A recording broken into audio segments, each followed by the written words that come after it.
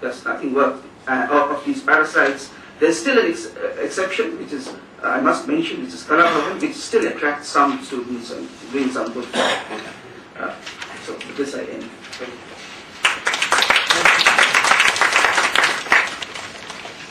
Okay, it's open to discussion. There is a news in yesterday that the two groups of students have been fought each other in Santaniketan, and they destroyed the marvelous sculpture which has been built by some of the good architects. And this is the one indication of what is happening that Santaniketan. And also I myself have always having communication with this Santaniketan structure. And the standard of education has been declined like anything. Even it's worse than other parts of India. So as we are talking about this the nexus of the teachers, and it's true. But my question is that if in this degradation system, how does it help the rural community? Because that is settled in the rural community area where most of the tribals and other peoples are staying in there. How do they affected by this institutions? Okay. Well, I enjoyed your polemics, Shrak, ethic and so on, but I didn't understand one thing.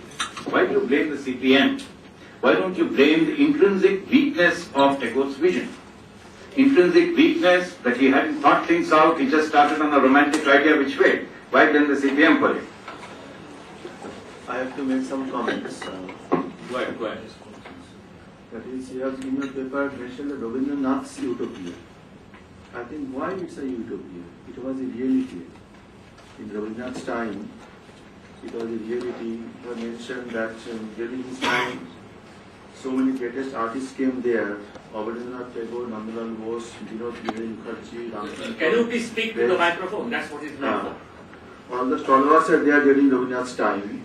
And also, if we go through the works of the writings of Pramod Nath Bishi, Rabindranath Shantiniketan, Shoyat Mustaba Ali's Gurudev and Shantiniketan, in all the books, and there are so many works on Shantiniketan and Rabindranath, in which we find that during his time, actually Shantiniketan reached at the apex of its glory. And I think the use of this term utopia little bit I think a problem for me.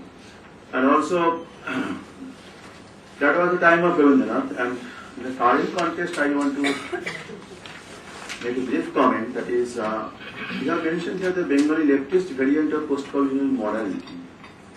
I am not a defender of leftism, that's the first point, the most clear point. But the problem is that I think not only the leftist variant of post-colonial modernity. Over the period, I think the appointment of the vice chancellors, particularly the one vice chancellor I can name is, I can mention his name, that is Dr. Dilip Sinha. He was the vice chancellor of Vishwabharati University, and he is never known as a leftist variant of post-colonial modernity, so far as I know. But when he was in charge of the vice chancellorship of Vishwabharati, there are so many charges against him of being corrupt, and also the award of PhD degree, financial defalcation, everything. And I think that not only not the leftist variant of post-colonial modernity, I think most of the political parties who wanted to intervene in the Vishwabharati matters, the inner matters with Vishwabharati matters, all the things are responsible for the degradation of the Vishwabharati University. Allowing this leftist variant of post-colonial modernity, I think from this point of view, your comment a little bit, I think it should be broadened, I think. That's all. Okay. Next. I'm Ranjana Mukhopadhyay. I'm teaching in Delhi University. I'd just like to tell you a small story. When I was, the last time, I've been to Shantiniketan various times. The last time when I went was with a group of Japanese. And if you remember, there was this whole movement by the Dalits to take over the Buddha Gaya so-called liberated from the Hindus. And there were a lot of Japanese who were actually supporting that. And after we finished that, whatever went on in Buddha, we went to the Shantiniketan, because one of the major proponents of modern Japanese paintings were like is Opakura Tenshin, who actually studied under Rabindranath Tagore.